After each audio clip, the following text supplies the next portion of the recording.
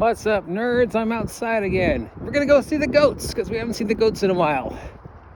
I'm walking down to the faraway store, and so we're gonna walk by the goats. But while we're walking by the goats, we're gonna talk about the latest news that is shaking up the interweb, the latest smoke and mirrors from Wizards of the Coast with the Joe Mangialia Dragonlance story. Notice how nobody's paying attention to the other story. And in order to discuss how gloriously Wizards of the Coast is self-destructing and yet continues to fail forward, we gotta spin the clock back to 4th edition, because this is kind of where this all started. I mean, not to say that they didn't mishandle 3.5, because they did, but 4th edition from day one to the end is just an unbelievable. I mean, if you wrote down 4th edition, nobody would believe these things happen. People would be like, no, that's dumb. That just makes no sense. I can't believe anything this ridiculous would actually happen.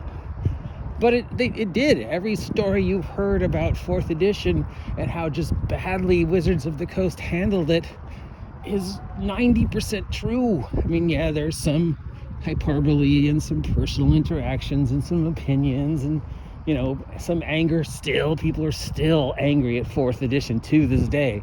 And I'm not like, wow, you put peanut butter in my chocolate angry. Like, I'm gonna fucking kill you angry. People hate 4th edition with a, by now, pointless passion. It's been like, what, 30 years? Let it go? But yeah, now I'm not going to tell the entire beginning, middle, end story of 4E because it would take too long, and there's people who can do it better than I do in regards to the actual facts.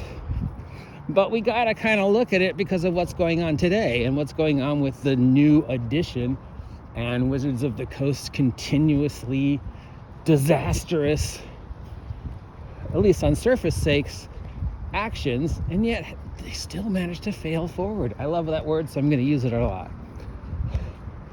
So, God, what was wrong with, where did 4E go so wrong? Well, I mean, it's obvious without going deeper, is that 4E was such a drastic, on the surface, change from what you were used to with 3.5. It wasn't a slow, gradual transition from one style to another. It was just bam, just straight out of the gate, completely different than anything we'd seen before. And it was written badly. It's not that the system is inherently bad. There is a lot of good ideas in the system, but it's just laid out. Just the layout, the editing, the art, the presentation was just awful. But worse is the fact that it was drastically different.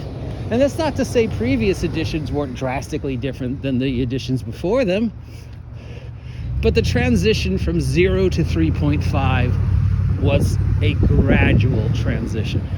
You could play 0 D&D and then move to a table that was playing Red Box or Rules Cyclopedia or AD&D and still have a general idea, understanding what's going on.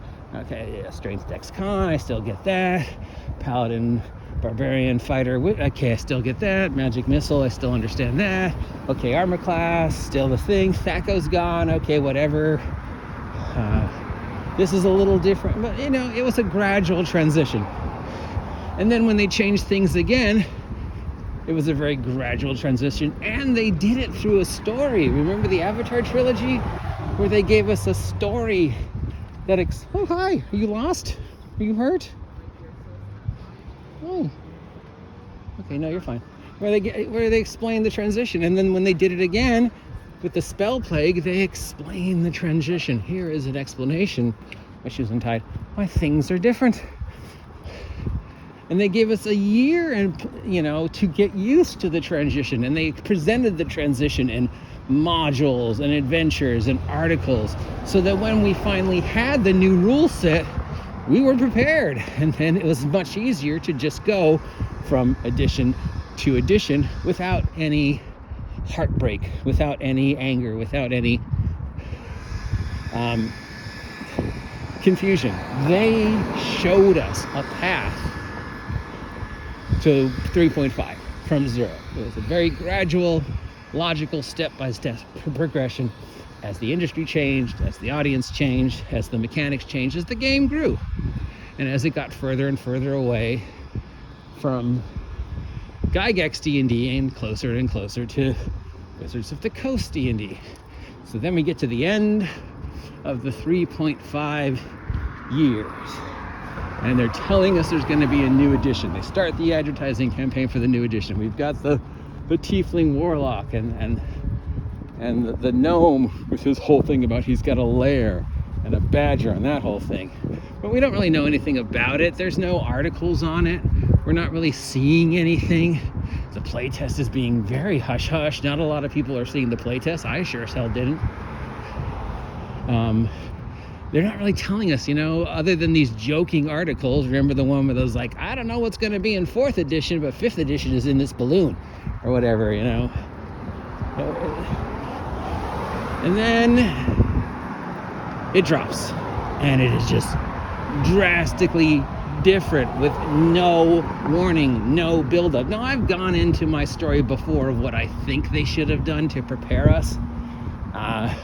Some people have agreed with me, some people have disagreed with me, some people have gotten very mad at me because I use Eberron as the example. But, they should have prepared us by giving us a sample of 4th edition before they gave us the whole entire meal. A year-long transition campaign. Use the mechanics in a different game first to see if we like them and we get a chance to test them. But the greatest of all the problems with 4E is just how different it was, how just drastically, painfully night and day distant it was. And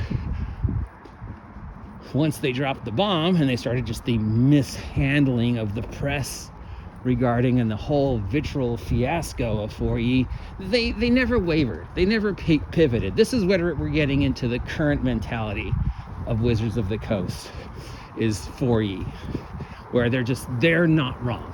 They're never wrong. They're doing what the fans want. They don't pivot. Something explodes in their face, they don't pivot, they don't change it, they don't address it. They just 100% get behind it that much more, as if they're like a stubborn 5-year-old. No, we're gonna do it my way, fuck you. And then that was 4th, and then just every time they open their mouth regarding 4th, they sorry. Made it worse. There is nothing that they did with 4th that was smart. And any chance 4th had of being accepted as a okay system, which it is, was just ruined. It never got a chance from day one. And then, rather than gradually shutting it down and saying, okay, we're going to start working on a new edition, and we're going to, slowly stop. No, they just cut us off. Just no warning. Just bam, 4th was gone. And they were making board games for a year. And then the playtest packet and the questionnaire that Joe talks about and I talk about, for 5E. And, 5E was going in thinking, this is it, we're done. This is going to be the last edition of D&D. Nobody's going to buy this. But let's ask people what people want. And I remember that. I remember being asked. I remember that questionnaire. I remember those phone calls. I remember receiving the D&D Next playtest. I still have it. And going, wow, this is cool. This is great. And then I remember seeing 5E when it first came out and going, this isn't what I play tested, but okay. And then we had, the Mike Merle's 5E, where 5E was good, where Wizards of the Coast was running on all cylinders. And then there was that popularity explosion. And with that popularity explosion began the toxicity wars, the Twitter mob. You had the rage pigs on one side. You had the woke mafia on the other side, and you had the angry old school at the other side, all just continuing to feed into the toxicity leading up to this, just how ugly and stupid it's gotten today. And everybody blames the other side. The woke mafia blames the old school blames the old school blames the woke mafia and the purple hair crowd. Meanwhile, the actual people who are playing 5e don't take part in that. They're still the same people that we were 50 years ago going, shut up, I just want to play. Okay? That hasn't changed. The problem was Wizards lost sight of who their target audience was, and that's the same thing we see today that we saw with 4th. The D&D we're getting this year is going to be so drastically different than not any other version of D&D we've seen before, and so drastically different from 5e before Tasha, Mike Merle's 5e, I'm going to start referring to it like that it is, for all intents and purposes, going to be a new edition. And rather than introducing it to us slowly via adventures and articles, they're just blatantly saying, okay, this is it. And they're going to play this is how you guys reacted to the playtest card, but we all know the playtest was pointless. And whatever we're going to get is what we're going to get. And if we, if the woke mafia gets angry about something, they can coalesce to them and say, oh, AI art, diversity, something, that person wasn't paying attention. Oh, I guess our staff of highly trained cultural consultants didn't see that one. And they will appease the woke mafia. And if the angry old school gets angry at 2024 D&D, they'll just, say, well, you guys told us you didn't care. You guys told us you weren't going to buy it anyways, so yeah, of course you're not the target audience. You said you didn't want to be. So with the 50th anniversary, here's a chance for them to present a 50th anniversary take on D&D that offers the best of both and new thinking.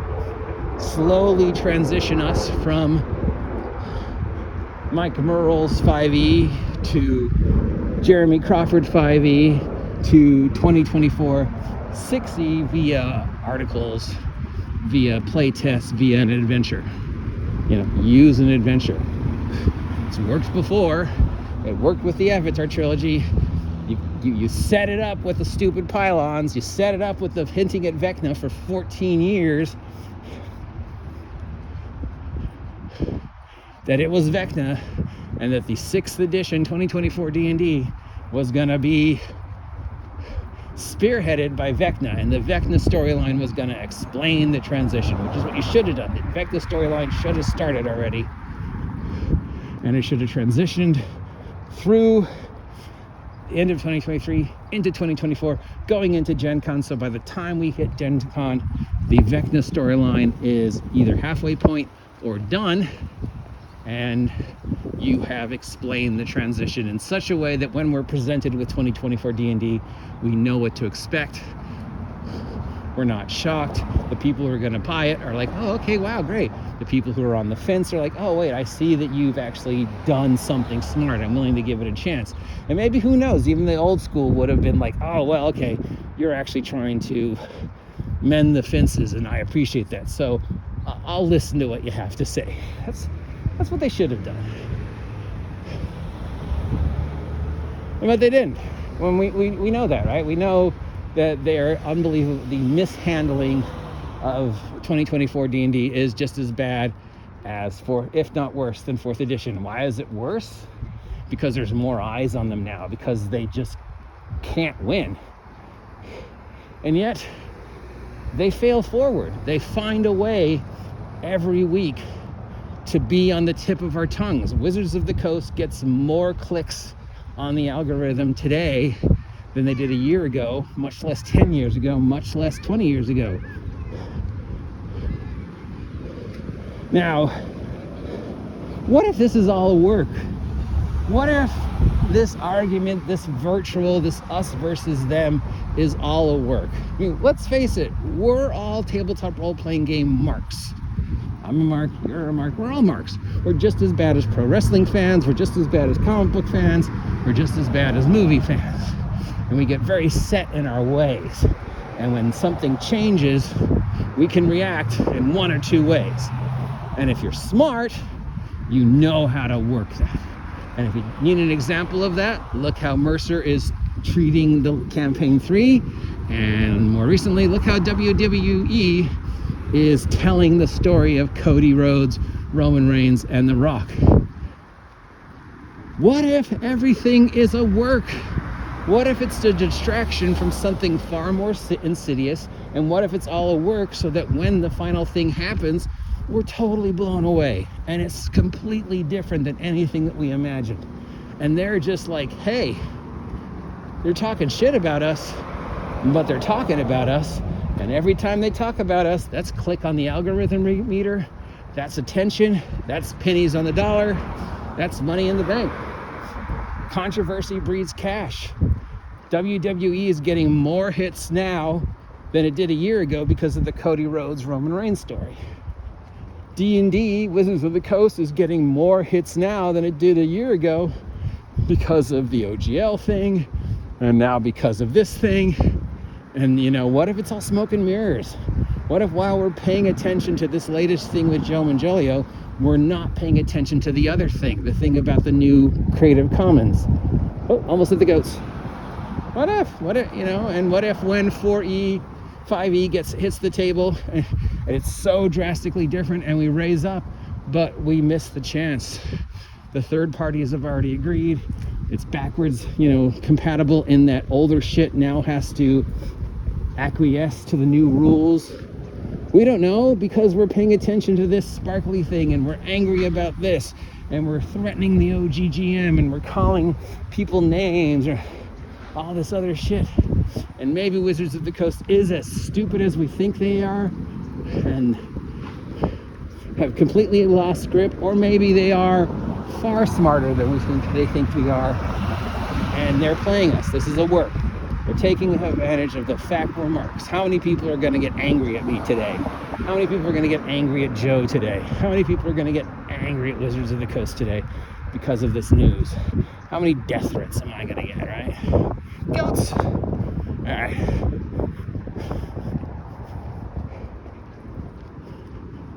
We now interrupt this broadcast. Hi, how are you? For goats. And see how the babies are doing. We haven't seen them in a couple months.